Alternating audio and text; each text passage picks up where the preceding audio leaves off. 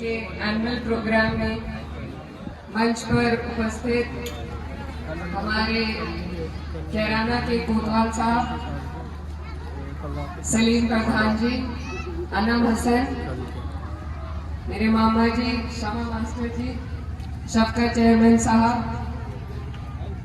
और यहाँ पर मौजूद सभी हमारे आसपास के सभी जिम्मेदार बड़े बुजुर्ग, आप सभी को अस्सलाम वालेकुम, नमस्कार। मैं सबसे पहले शुक्रिया अदा करना चाहती हूँ सरवर भाई का और स्कूल की प्रबंधक कमेटी का, जिन्होंने इस प्रोग्राम का आयोजन किया। और साथ ही साथ बधाई देना चाहेंगे, स्कूल को लगभग 2 साल हो चुके हैं और बड़ी मात्रा में हमारे क्षेत्र के गांव देहात के बच्चे यहाँ पर पढ़ रहे हैं।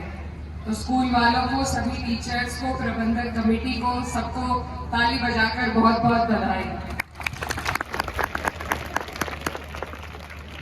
आज के दौर में अगर कोई चीज सबसे ज्यादा जरूरी है तो शिक्षा, तालीम हासिल करना हमारे बच्चों के लिए सबसे ज्यादा जरूरी है।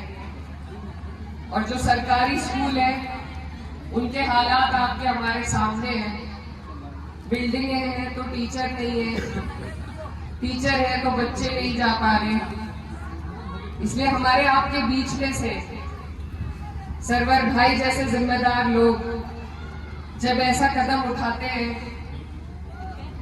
आजकल सभी अपने रोजगार के लिए कुछ ना कुछ काम करते हैं, लेकिन अगर हम उस रोजगार के साथ साथ समाज के कल्याण के लिए भी स्कूलों की, शिक्षा की व्यवस्था बनाने की कोशिश करें तो इससे बड़ी इबादत मेरी नजर में कोई और नहीं हो सकती। आज हम इसीलिए, हमारा इलाका पीछे है कि पढ़ाई पे हमारा थोड़ा कम ध्यान है। तो ऐसे जिम्मेदार लोग जो समाज से निकल के समाज में शिक्षा को बढ़ावा देने का काम कर रहे हैं, ऐसे लोगों की हमें कदर करनी चाहिए और इनको आगे बढ़ाना चाहिए। क्योंकि आगे आने वाले टाइम में अगर कोई चीज सबसे ज्यादा हमारे काम आने वाली है तो वह हमारे बच्चों की बढ़ोतरी, शिक्षा से हुई भी उनकी बढ़ोतरी और तालीम ही है। दीनी तालीम के साथ साथ स्कूली शिक्षा बहुत जरूरी है।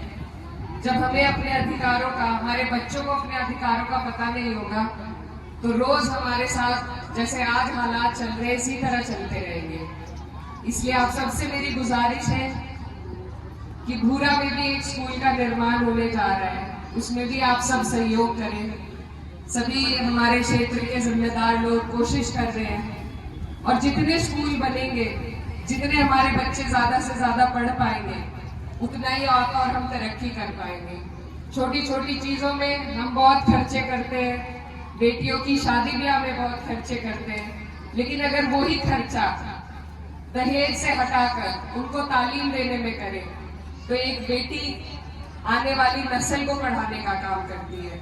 तो यहाँ पर खासकर हमारे क्षेत्र में जो हमारे पास आंकड़े हैं, तो लड़कियों के स्कूल से नाम कटने के आंकड़े बहुत बड़ी संख्या में है। तो सभी मेरे बड़े बुजुर्ग यहाँ मौजूद हैं, आप सबसे मैं एक ही गुजारिश करना चाहती हूँ कि आप लोग इस चीज में सुधार करने की कोशिश करें, मेहनत करें। हमारी बहनें, बेटियां जितना ज्यादा से ज्यादा पढ़ लेगी उतना ही आप लोगों का नाम रोशन होगा, उतना ही हम आगे बढ़ पाएंगे। तो लड़कों के साथ साथ लड़कियों की शिक्षा पर भी ज्यादा से ज्यादा ध्यान दें और मेरी बस यही दुआ है कि इस तरह के स्कूल हमारे इलाके में खुलते रहे ताकि एक एक बच्चा स्कूल जाने के लिए उसको दिक्कत ना हो, एक एक बच्चा स्कूल तक पहुंच सके। और ऐसे लोगों की, सरवर भाई जैसे लोगों की आपको और हमें मिलकर उनका सहयोग करना है, मदद करनी है और बच्चों को तालीम के राह पर चलाना है। मेरे वालिद साहब, उन्होंने मुझे इतनी शिक्षा दिलाई, वो यही कहते थे कि मैं थोड़ा सा पढ़ाई में पीछे रह गया, वो कभी मेरे बच्चे पूरी करेंगे। तो आज जो मैं यहाँ आपके बीच में खड़ी हूँ, एक वो वक्त था जब मैं बिल्कुल अकेली थी।